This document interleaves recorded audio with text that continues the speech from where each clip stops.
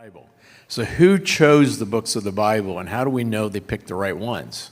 Ooh, okay. I love this question. I love this question for two reasons. One is I wrote an article on this that's on our website. So okay, you cannot spend the whole night plugging your social media channels. I mean, really, you should go to my YouTube channel and like and subscribe, hit the bell for notifications, share the channel with every contact in your phone, normal things.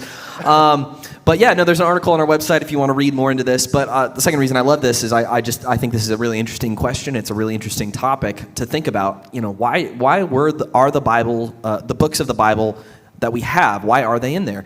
And it's a kind of a long story, but there were principles that the early church used to recognize which books of the Bible had divine inspiration. And I say recognize because they didn't pick and choose and say, we want this one in, we want that one out. We're deciding all at once in one kind of fell swoop, we're going to keep these and throw these out. It was more of a process over time. And there were three key criteria that they used when they were seeing which ones of these had divine authority on them. So one was links to an apostle. Did the book have links to an apostle, either written directly by an apostle or written by somebody who knew an apostle and was speaking with that apostle? So a lot of the books in the New Testament, we can clearly identify where those books have clear links to an apostle. Another one is continued use in church worship.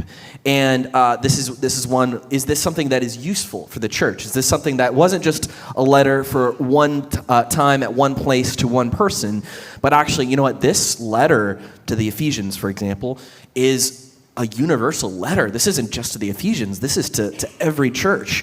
The principles and the things that are being taught here seem to apply to everyone. And the church all across the world is using this in their regular worship. They're reading this and saying, hey, this is teaching Christian doctrine. We need to keep using this.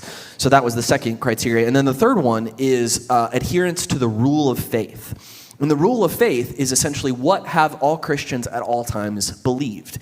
And if a book was outside of that rule of faith, if it was teaching things that Christians have never taught before, that Jesus didn't teach, then it would not be included. So a great example of this would be something like the Gospel of Thomas, okay? The Gospel of Thomas is something that people will often point to and say, hey, why is that not in the Bible? And it's because it doesn't meet any of these three criteria, okay? It doesn't have links to any apostles. It says it's the Gospel of Thomas, but it doesn't have actual links to Thomas because it was written in the 2nd century. So long after Thomas was gone, it was when it was written. And then it wasn't used widely in public worship by the early church.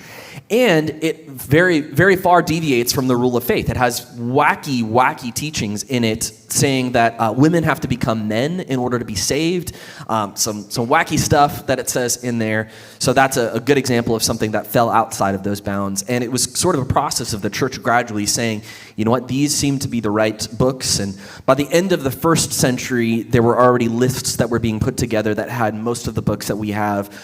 And by the end of the 2nd century, there was a lot more confidence, and that continued to grow as God guided the early church. So it's a long process, but that seems to be the way that happened.